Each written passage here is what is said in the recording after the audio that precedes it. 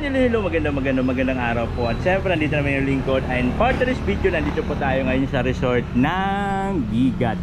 Yun po yung Pasig, Candaba, Pampanga. Yes! Siyempre, sinama tayo dito ni Derek Fritz. At of course, kasama yung kanyang pamilya, kasama rin yung mga ibang staff.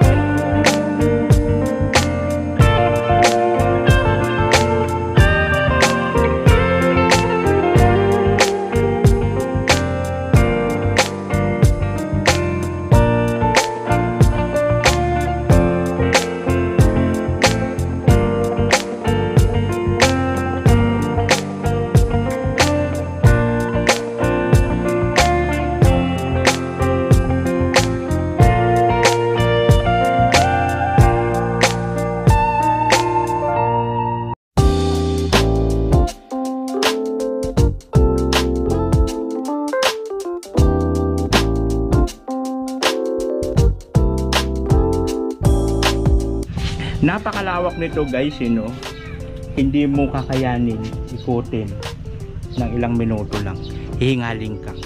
Ito na sa akin, sikuday, ang sakit na nga ng katawan ko, mag rolling kahapon at nag-training na naman kami para sa stand. Oh my goodness, very fan, ang sakit sa katawan ni Akala.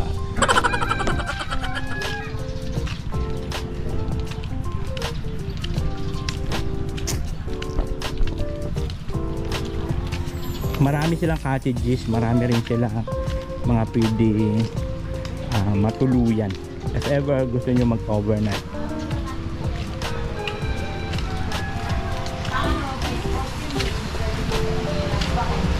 Boss, magkano pong entrance dito? Libre dito ang paligo, basta doon ka sa tilapyaan maliligo. Ay, gano'n.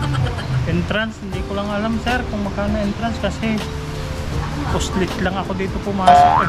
Ay, gano'n? Saan ka naman dito sa likod? Sa bakod. Over the bakod lang po itong PWD. And of course, marami sila ditong, ano ba ito kasado? Duhat. Marami silang duhat at maraming mangga. Yan.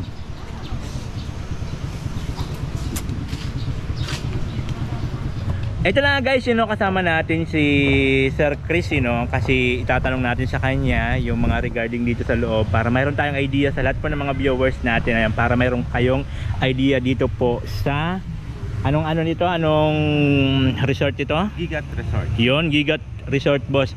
Unang tanong sir, magkano bang entrance dito? Sa adult sir is 150 day swimming, 9 AM to 5 PM, and then sa child naman is 120.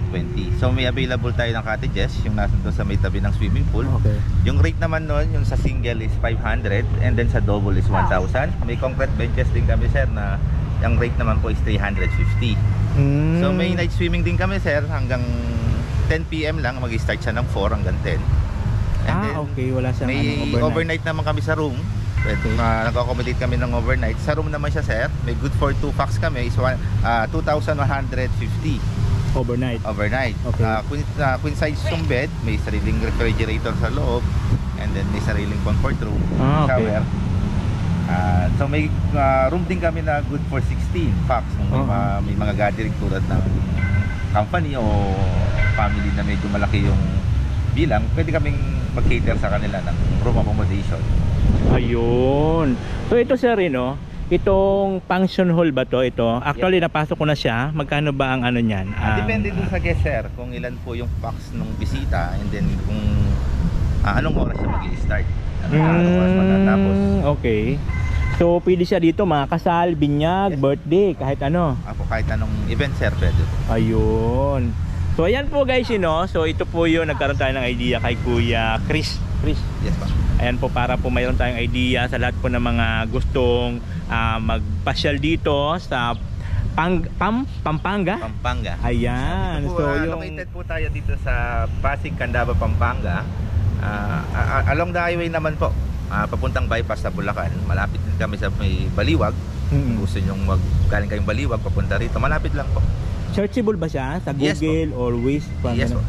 Nasa search naman po siya sa Google tsaka Waze. Ayun. So yan guys, So ayan, so sana maliwanag sa lahat po ng mga pupunta dito. Sobrang ganda po ng location, sobrang lawak, Lalo pa kung medyo marami kayo kasama yung tropa, family, ayan, tamang-tama po ito. Maraming salamat po. Okay, sige sir po. So ayan, balik na po ako doon. Thank you so much. So ayan po guys, so yun po yun, lahat ng mga kailangan natin malaman dito po sa loob ng Gigat dito po sa Pampanga. And I thank you.